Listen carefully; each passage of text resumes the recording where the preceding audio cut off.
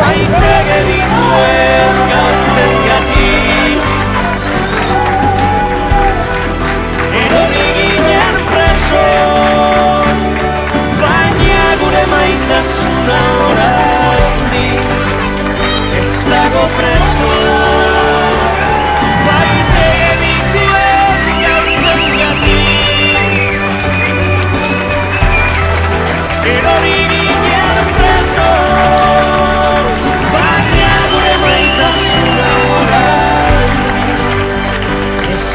preso.